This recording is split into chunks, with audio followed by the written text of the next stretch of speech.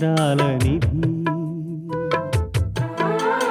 ఓ విధి విచిత్రాల నిధి వింత కథల సారథి ఆశ నిరాశల వారధి నిరంకుశ నిర్ణయాల నిర్దయవానిధి ఓ విధి విచిత్రాల నిధి ఓ విధి విచిత్రాల నిధి.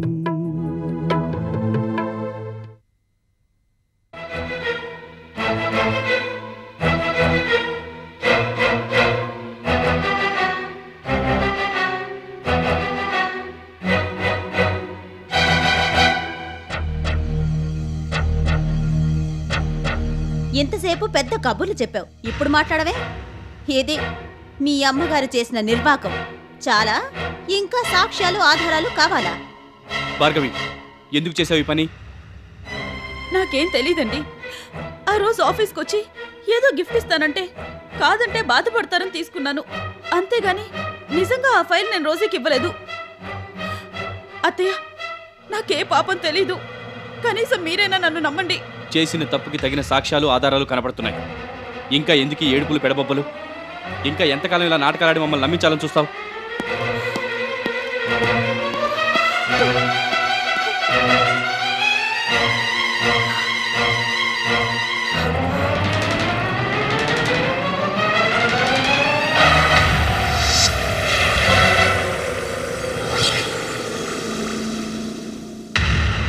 కావేరి ఇంకా ఫోన్ చేయలేదంట అండాళ్ళు. చేస్తుంది పరమేశ్వరా. అటు ఇటు ఎవరైనా ఉన్నారో లేదో చూసుకోవాలి. దొంగతనంగా మీకు ఫోన్ చేయాలి. దానికి తగిన టైం దొరకాలి కదా. నిజమే అండాళ్ళు. అయినా మరీ ఇంతసేపా? ఇంతకీ నువ్వు ఆ ఫోటోలు సంధ్యకి సరిగ్గా అందేలా చేసావా లేదా? అదే మాట పరమేశ్వరా, వెంటనే అందేలా చేశాను. ఆ ఫోటోలో ఉన్న కవరు సంధ్య టేబుల్ మీదకి వెళ్లే వరకు నాకు తెలుసు, అందులో అనుమానం లేదు. మరైతే ఫోన్ ఎందుకు రాలేదు? నిజంగా ఆ ఫోటోలు సంధ్యకు అందుంటే లక్ష్మీదేవి కొంపులో కురుక్షేత్ర యుద్ధం మొదలై ఉండాలే. మొదలైందేమో పరమేశ్వరా, ఆ గొడవలో పడే ఫోన్ చేయలేదేమో. లేదా అండాళ్ళు, ఏదేమైనా ఈ టైంకి ఫోన్ రావాలి. రాలేదంటే ఆ ఫోటోలు సంధ్యకు అందాయా లేదా అని అనుమానంగా ఉంది. అందాయని నేనింత నమ్మకంగా చెప్తున్నా మీరు వినిపించుకోకపోతే ఎలా పరమేశ్వరా? అయినా అవేమన్నా మీ పెళ్లి ఫోటోలా నా పెళ్లి ఫోటోలా తీసుకెళ్లి దాచుకోవడానికి? దొంగ ఫోటోలు. అందుకని అంత జాగ్రత్తగాను సంధ్యకు అందేలా చేశాను. సంధ్య చూసే ఉంటుందని నమ్మకంగా చెప్పగలను. నువ్వు చెప్పేది కరెక్టే అండాళ్ళు. ఇదంతా ఆ కావేరి నిర్లక్ష్యమే. అయినా కావేరితో పనులు కావు. ఆ అమ్మాయికి తెలివితేటలు లేవు, చురుకుదనం చెలాకేదనం అస్సలు లేదు. ఏదైనా చెప్తే వెంటనే అర్థం చేసుకుని అల్లుకుపోయే మనిషి కాదు. దానికి మొగుడు మీద ప్రేమ తప్ప మనం చెప్పే పనుల మీద శ్రద్ధ లేదు. తప్పదని భరిస్తున్నాను కానీ దాన్ని చూస్తేనే చిరాకు నాకు. చివరికి మీరు కూడా నన్ను అనుమానిస్తున్నారా? నిన్ను అనుమానిస్తున్నానా లేదా అన్న చర్చ ఇప్పుడు అనవసరం. ముందు ఆ ఫైల్ రోజు చేతులకు ఎలా వెళ్ళింది అన్న దానికి సమాధానం చెప్పు. నేను ఈ బీరువాలోనే పెట్టానండి. తర్వాత ఏం జరిగిందో నాకు తెలీదు. అర్థం లేకుండా మాట్లాడు. నీ గదిలో నీ బీరువాలో ఉన్న ఫైల్ నీకు తెలియకుండా ఎలా మాయమైపోతుంది? దానికి ఏమన్నా కాళ్ళొచ్చి పారిపోయిందా, రెక్కలొచ్చి ఎగిరిపోయిందా? ఆ ఫోటో చూసే కదా మీరు నన్ను అనుమానిస్తున్నారు. ఎవరో ఏదో ఫోటో చూపించారని, ఇన్నాళ్ళు నీ మీద పెంచుకున్న నమ్మకాన్ని కాదని అనుమానపడేంత ఫూల్ని కాదు. ఆ ఫోటో చూసి అడగడం లేదు. నీ బీరువాలో నువ్వు దాచిన ఫైల్ ఏమైందని అడిగితే సమాధానం చెప్పలేకపోతున్నావు. అందుకే ఇన్నిసార్లు అడగాల్సి వస్తుంది. ఆ ఫైల్ అక్కడికి ఎలా వెళ్ళిందో నిజంగా నాకు తెలియదండి. ఇంట్లో ఉన్న ఫైల్ మాయమైంది. ఎవరి దగ్గరికైతే వెళ్ళకూడదో వాళ్ళ దగ్గరికే చేరింది. నీ జీవితం నాశనం కాకూడదని నీ మెళ్ళో 3 ముళ్ళు వేసి ఈ ఇంటి గోడలుగా తెచ్చి నిన్నెంతో ప్రేమగా అభిమానంగా చూసినందుకు, నీ మీద కొండంత నమ్మకం పెంచుకున్నందుకు ఇది నువ్వు నాకు చేసిన ఉపకారం. అపాత్ర దానం చేస్తే ఫలితం ఎంత దారుణంగా ఉంటుందో ప్రత్యక్షంగా నిరూపించావు. నాకు సరైన గుణపాఠం నేర్పావు. చివరికి భర్తనే మోసం చేసే నీచానికి దిగజారుతావు అనుకోలేదు. అంత మాట అనకండి. నేనంత విశ్వాసం లేని కాను. మీరు అత్తయ్య నాకు చేసిన ఉపకారాన్ని, చూపించిన అభిమానాన్ని నేనెలా మర్చిపోతానండి? ఇల్లు కూడా గడవని పరిస్థితుల్లో బతుకుతున్న నన్ను ఈ ఇంటి కోడలుగా తెచ్చి నేను కల్లో కూడా ఊహించిన స్థాయికి తెచ్చారు. లక్ష్మీదేవి గారి కోడలుగా కావలసినంత డబ్బు, హోదా, పరువు, ప్రతిష్ట ఇవన్నీ సంపాదించుకున్న నేను మీకు ద్రోహం ఎందుకు చేస్తాను చెప్పండి? ఆ విషయం కూడా నన్నే అడుగుతున్నావా? బాగుంది, చాలా బాగుంది. అలాంటి పని ఎందుకు చేశావో, ఎలా చేశావో నీకే తెలియాలి. నేను ఇంత చెప్తున్నా నమ్మలేకపోతున్నారా? ప్లీజ్ మీరు ఒక్కసారి నా స్థానంలో ఉండి ఆలోచించండి. భార్గవి, ఇంకేం చెప్పొద్దు. నువ్వు నన్ను ఎంత కన్విన్స్ చేయడానికి ట్రై చేసినా వేస్ట్. నేను నిన్ను నమ్మను. ఇది ఆ ఫైలుకు సంబంధించిన విషయమే కాదు, మన ఇద్దరి జీవితానికి సంబంధించిన సమస్య కూడా. అది గుర్తుంచుకొని ఇప్పటికైనా నువ్వు నిజం చెప్తే మంచిది.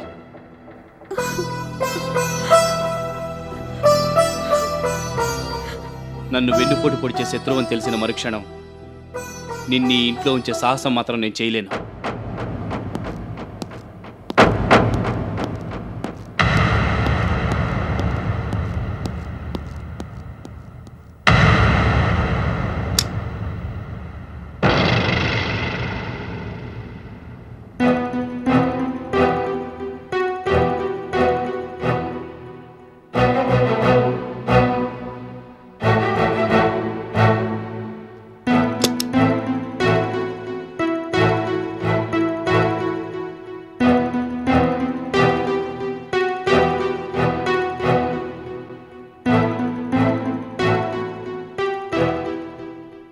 పరిస్థితి ఇంతవరకు వచ్చిందంటే భార్గవి భవిష్యత్తు ప్రమాదంలో పడ్డట్టేనా?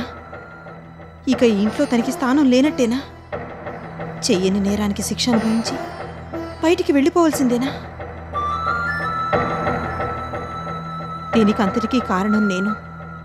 ఎంత డబ్బు కోసమైనా ఇంత నీచమైన నాటకం ఆడాలా? నిజంగా భార్గవి మంచితనం ముందు ఎంత అమాయకంగా నన్ను ఇంటికి ఆహ్వానించింది. అంత మంచితనాన్ని నేనెంత క్రూరంగా వంచిస్తున్నాను. రోజీ చెప్పినట్టల్లా విని ఇలా అందరినీ మోసం చేస్తున్నాను.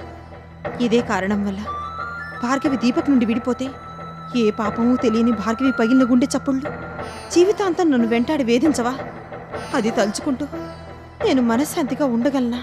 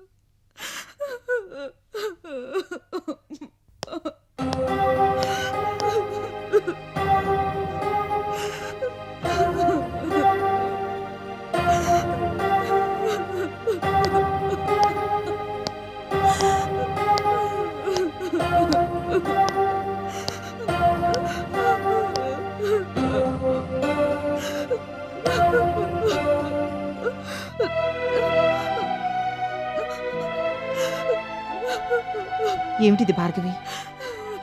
ఊరుకో.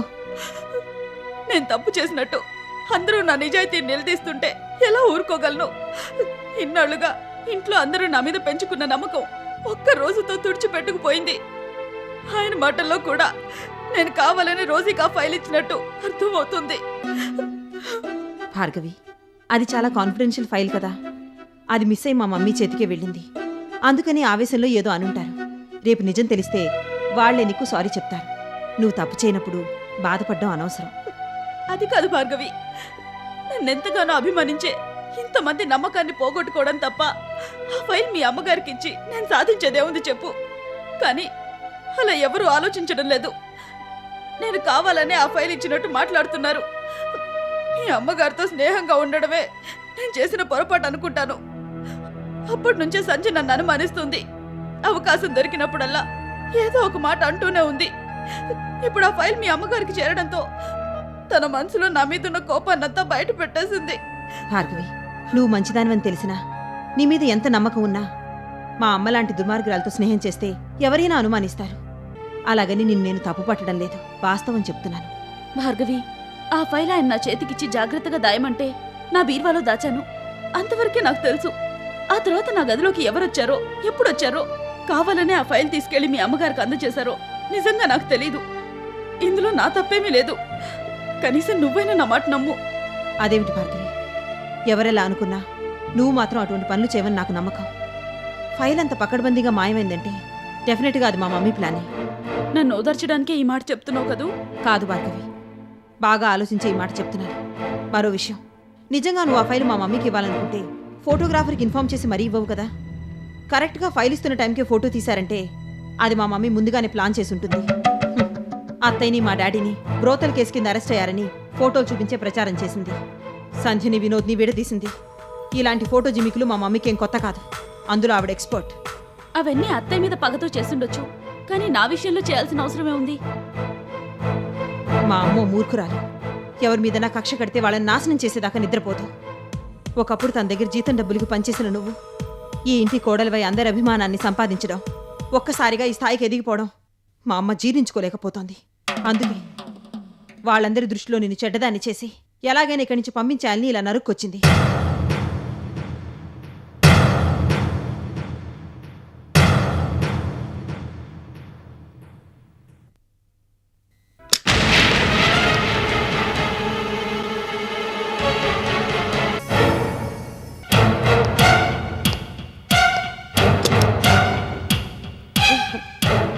రామ్మా భార్గవి, ఏమిటిలా వచ్చావు? తెలిసి కూడా అడుగుతున్నావా? తెలిస్తే ఎందుకు అడుగుతానమ్మా? ఏదో కోపంలో ఉన్నట్టున్నా. ఏమైందమ్మా? ఇంట్లో ఎవరన్నా ఏమన్నా అన్నారా?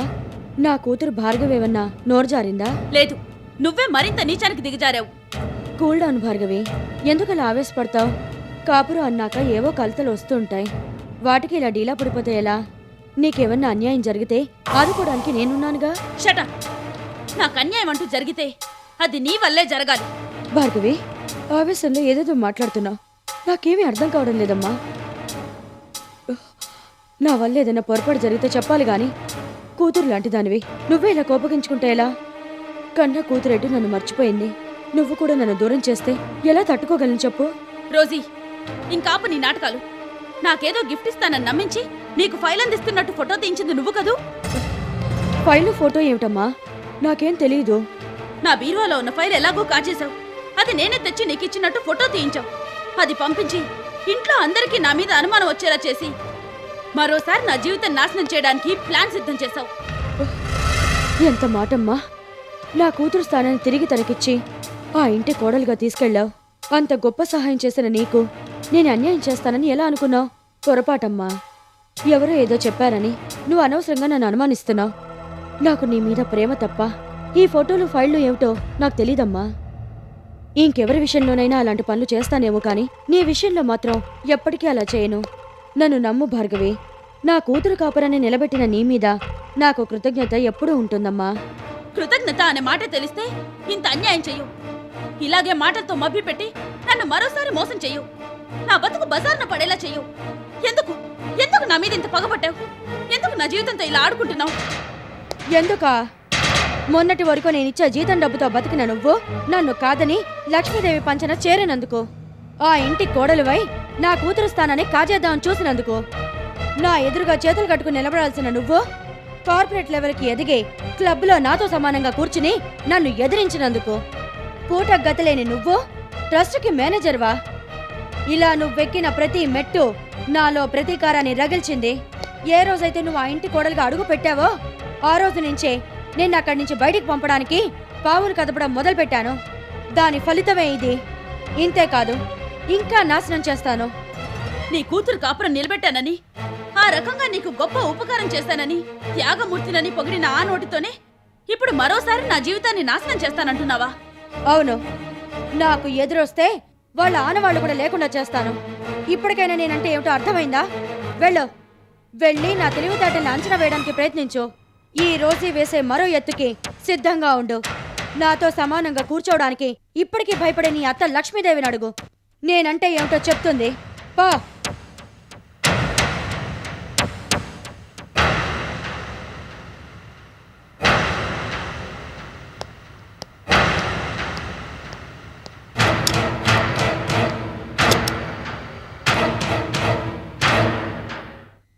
ఇలా జరిగిందేమిటి భార్గవి? మంచి మనుషులతో కోవిలలా ఉన్న ఆ ఇంట్లో నీకు అన్యాయం జరిగిందంటే నమ్మలేకపోతున్నాను. చిన్నప్పటి నుంచి కష్టాలతోనే గడిచిపోయినా పెళ్లితో నీ జీవితం ఓ ఒడ్డుకు చేరిందనుకుంటే కాపురంలో కూడా కలతలు తప్పలేదమ్మా. తెలిసి నేనే తప్పు చేయలేదమ్మా. ఆ ఇంటి కోడలుగా వెళ్ళిన దగ్గర నుంచి అందరితో అభిమానంగా ఉంటూ చేతనైనంత వరకు నేనేం చేయాలో అంతా చేశాను. ఎప్పుడూ హద్దులు దాటి ప్రవర్తించలేదు. నా వల్ల ఆ ఇంట్లో వాళ్ళు బాధపడకూడదని భార్గవిని కూడా నేనే వెళ్ళి పిలుచుకొచ్చాను. అన్నీ మంచి మనసుతోనే చేసినా చివరికి దోషిగా మిగిలిపోయాను. ఎక్కడో ఏదో పొరపాటు జరిగింది భార్గవి. మబ్బులొచ్చి పోయినట్టే సంసారంలో కూడా కలతలు వస్తుంటాయి పోతుంటాయి. తొందరలోనే అన్నీ సర్దుకుంటాయిలేమ్మా. దాని గురించి నువ్వేం బాధపడకు. అలా జరిగితే మంచిదేనమ్మా. రోజీ కూతురు భార్గవి నన్ను సొంత చెల్లెల్లాగే అభిమానిస్తోంది. కానీ రోజీ దగ్గర ఉద్యోగం చేస్తూ ఆవిడ చెప్పు చేతల్లో ఉండాల్సిన నేను ఒక్కసారి లక్ష్మీదేవి గారింటి కోడలిగా ఇంత ఎత్తుకెదగడం రోజీకి మింగుడు పడలేదు. అందుకే ఎలాగైనా నన్ను మళ్ళీ అక్కడి నుంచి బయటికి పంపించేయాలనుకుంది. పంపించేసింది. రోజీకి దూరంగా వచ్చేసి మన బతుకులు మనం బతుకుతున్నా మన మీద ఇంకా పగిందుకు భార్గవి. తన కూతురు స్థానంలోకి నేను రావడం మొదటి కారణం. దరిద్రంలో ఉండాల్సిన నేను లక్ష్మీదేవి గారి కోడల్నై ఒక్కసారిగా ధనవంతురాలనైపోవడం మరో కారణం. అందుకనే నా వెనకాల పడింది. ఈ విషయాలన్నీ లక్ష్మీదేవి గారికి తెలియదంటావా? అయినా ఇక్కడికొస్తున్నానని ఆవిడతో ఒక మాట చెప్పుంటే బాగుండేది. నిజమేనమ్మా, కానీ చెప్పలేకపోయాను. ఇంత జరిగాక ఆ ఇంట్లో ఎవరికీ నా ముఖం చూపించలేకపోయాను. మంచివాళ్లు మర్యాదస్తులు కాబట్టి బయటికి చెప్పలేకపోయినా వాళ్ల మనసుల్లో కూడా నా మీద ఎంతో కొంత అనుమానం ఉండే ఉంటుంది కదమ్మా. ఆ ఆలోచన కూడా నేను భరించలేకపోతున్నాను. అందరూ నన్ను విశ్వాసఘాతకురాల్లా చూస్తున్నారనే అనుమానం నన్ను అక్కడ ఉండనివ్వడం లేదు. రోజు ఇలాంటి వాళ్ళు ఎన్నన్నా పట్టించుకునేదాన్ని కాదు. కానీ వాళ్ళు ఏ చిన్న మాటన్నా జీవితాంతం బాధపడాలి. ఆ అనుమానం నీకెందుకొచ్చింది భార్గవి?